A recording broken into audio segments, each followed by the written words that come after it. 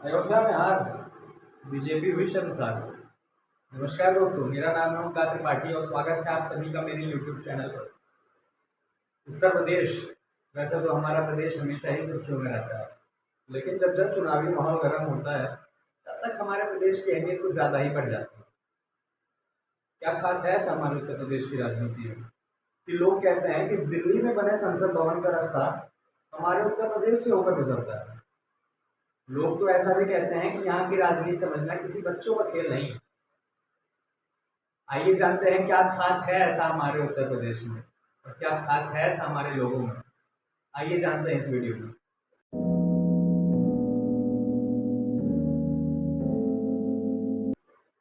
उत्तर प्रदेश में कुल 80 लोकसभा संसदीय क्षेत्र हैं, जिसमें से एक संसदीय क्षेत्र है फैजाबाद।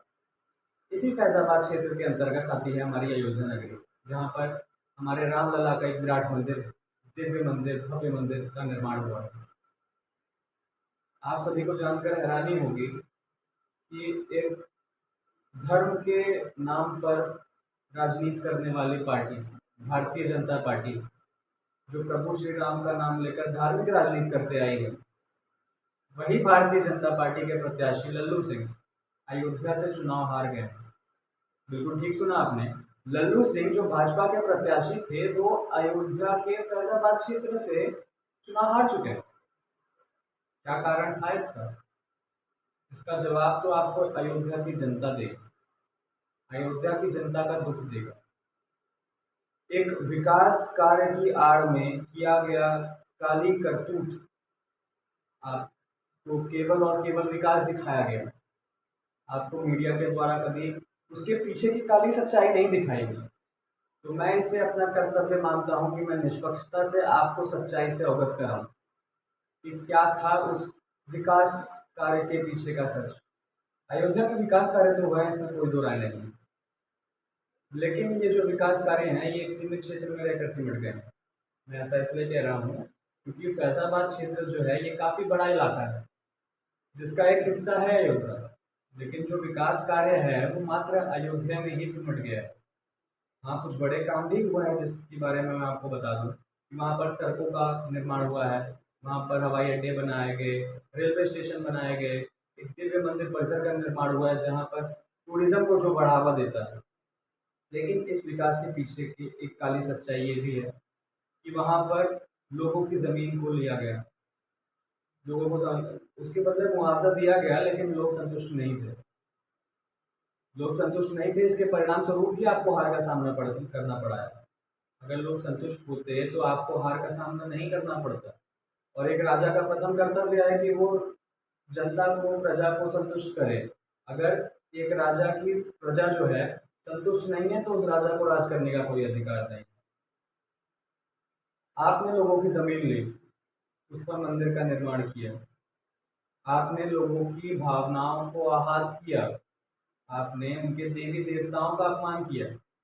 मैं ये हवाई फायर नहीं मार रहा हूँ दोस्तों, मेरे पास इसका प्रमाण है। भारतीय जनता पार्टी के प्रत्याशियों का माल्यार्पण किया जा रहा है हमारे हनुमान जी द्वारा। क्या हनुमान जी का ये अपमान अयोध्या की जनता सहेगी?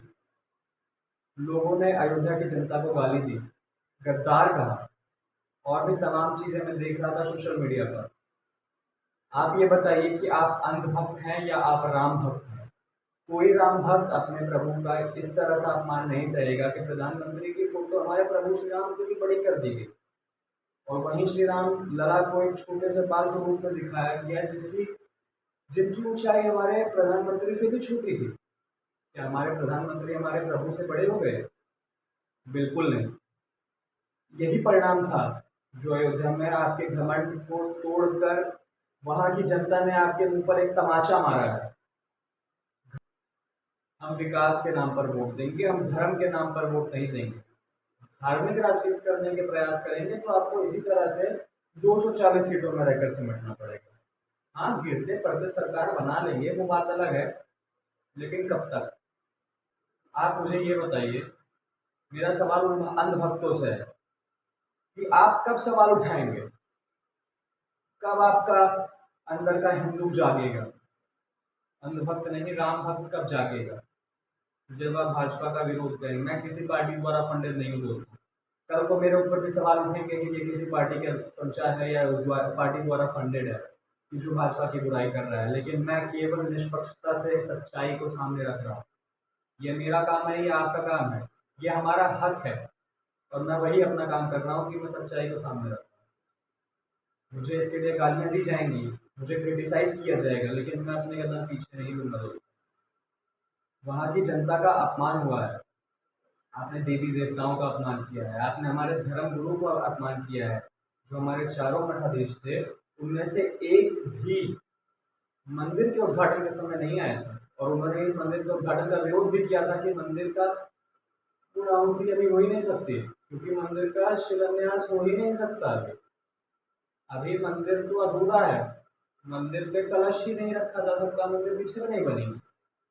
उस समय आपने अपने केवल चंद वोटों की खातिर लाखों हिंदुओं का दिल तोड़ा, अधूरे मंदिर का उद्घाटन किया, पूजा पाठ की। या जब धर्म से खेलोगे तो धर्म भी तो आपके साथ कुछ ना कुछ करेगा।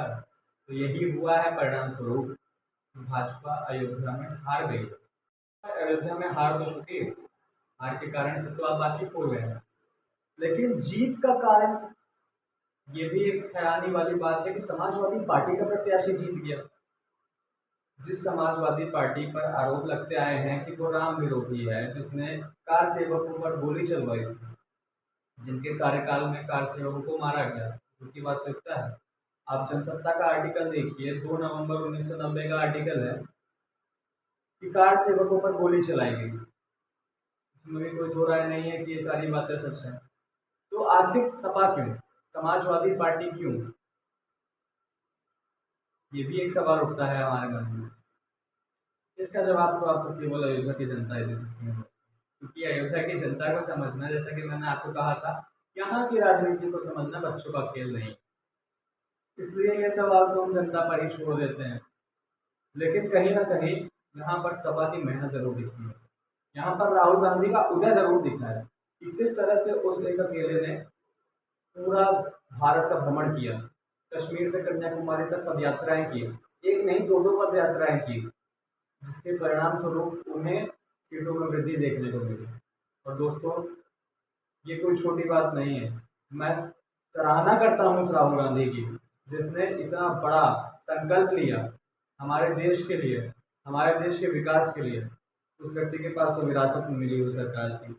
अगर वो चाहता, अगर उसे सत्ता की भूख होती, वो 2014 में बन सकता था प्रधानमंत्री, वो 2009 में बन सकता था प्रधानमंत्री, वो दोनों समय सांसद था, लेकिन उसे सत्ता की भूख नहीं थी दोस्तों, उसे भूख थी लोक कल्याण की।